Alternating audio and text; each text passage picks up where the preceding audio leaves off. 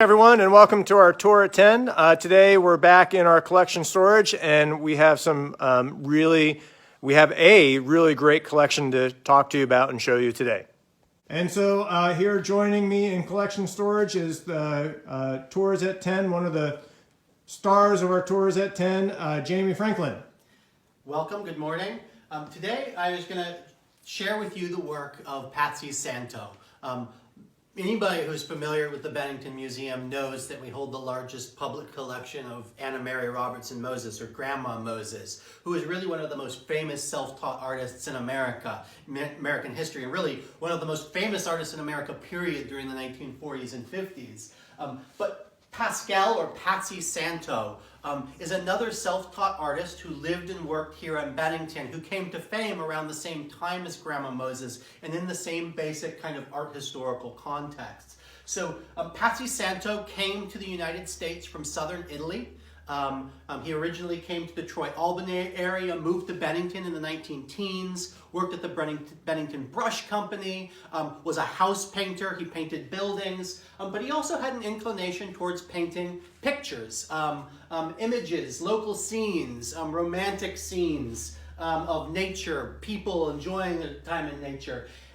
But he was encouraged to continue painting, and eventually he showed his paintings at the Vermont State Fair in 1937.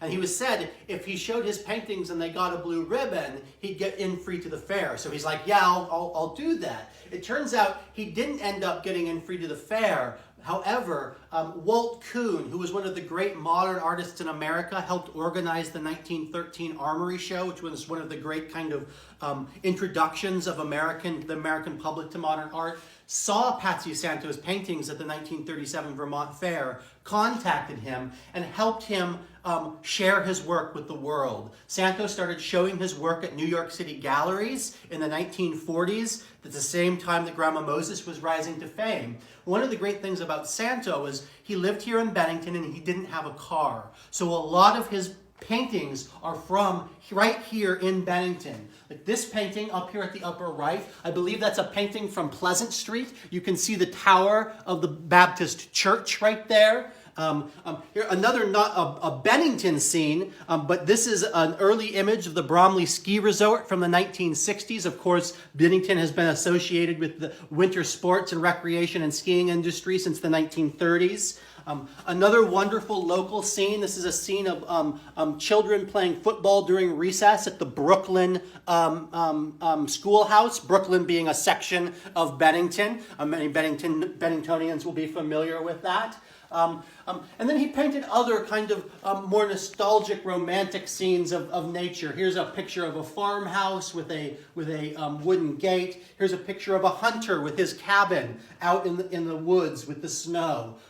But Patsy Santo is really one of Bennington's great artists, 20th century artists, and we have a wonderful collection of his work. We have over a dozen of his original paintings in our collection, and we also have his archives, letters between him and Walt Kuhn that give us insight into how the American art world during the 1940s and 50s worked. And it's really just a pleasure to be able to share these with you. They don't get off on view on our walls in our galleries as often as you know we would like to be able to rotate them. But I think maybe in the near future we might have an exhibition that focuses on Patsy Santo's work. But for now, here they are. You can enjoy them. We'll post maybe some more links to our Facebook page showing individual works from the collection so you can learn a little bit more and see good pictures of them. Thank you so much, Jamie. What a great story, and really illustrates the idea that the artistic spirit resides in all of us.